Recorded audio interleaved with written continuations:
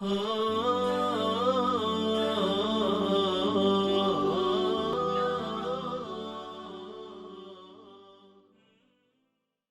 بالله من الشيطان الرجيم. بسم الله الرحمن الرحيم. Assalamu alaikum wa rahmatullahi wa barakatuh.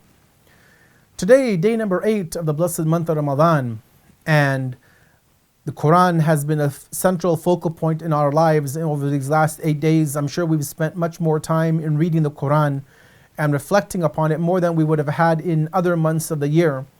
And this is a testament to the blessings of the barakah of the month of Ramadan, that even though our day-to-day lives of the mundane activities of work, of school, of whatever else it is that we have to do continues, but as a community of believers globally, we still realize the importance of giving extra time to our worship in this blessed month. And so we make the time, and Allah gives us the opportunity to have extra free time to be able to do and fulfill our obligations and our attempts to gain closeness and proximity to their Creator. Today we have a beautiful hadith from the commander of the faithful, Imam Ali, may God's peace and blessings be upon him. And the hadith, as we'll soon see, points to a reality which is above this physical world. It is a metaphysical reality which we'll see that the Imam is pointing to. And this is one of the beauties of Islam and really of the world around us, that it is not only things that we can grasp by our five senses that exist, but we believe that there are things beyond our senses which are out there that exist, that have a reality, but that you and I are not able to tap into, to be able to experience.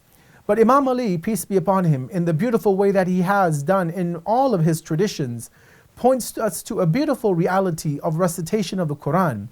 And this hadith should be enough for us to devote time within our lives, not only in this blessed month of Ramadan, but really every day of the year, to recitation of the Book of Allah. And the Imam says the following statement: the house in which the Qur'an is recited, and Allah the Noble and Grand is remembered, will receive numerous divine blessings, barakah.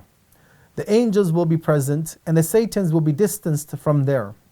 In addition, that house will shimmer for the people of the sky, just like the stars shimmer for the people on the earth.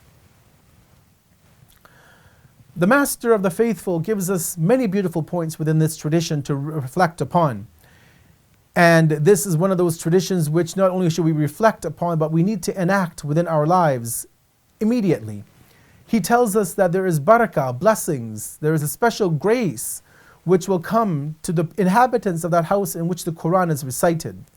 Barakah is a term which I'm sure we've heard in many of the traditions. Many of our scholars speak about barakah, this divine blessing, in which people who have normal, ample means are somehow given an expansion in these things which may, in other circumstances, which would be just normal. People who have barakah in their time, for example, as our scholars say, their 24 hours may seem like 36 hours, meaning that they will be able to do much more in the same amount of allotted time that each and every one of us have. Or barakah in our wealth, those who have meager means of subsistence and but have barakah, that wealth will go much further. They'll be able to do much more with a limited amount of assets and money to their name. And so the Imam shows us that this is one of the benefits of recitation of the Qur'an, is that the barakah, the blessings of Allah will flow upon that home, upon those individuals who have engaged in the recitation of the Qur'an. He also tells us that angels will be present. Now we know that angels are ever present. We have angels with us, but these could be pointing to unique and special angels that will be amongst the believers when they engage in the recitation of the Qur'an.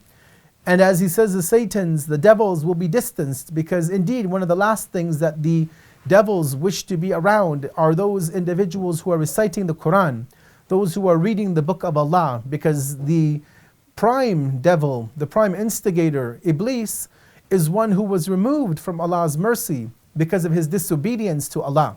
And so how can he or his minions and his legions be present in a home in which the inhabitants, the mother, the father, the children, everybody have gathered to recite the Qur'an?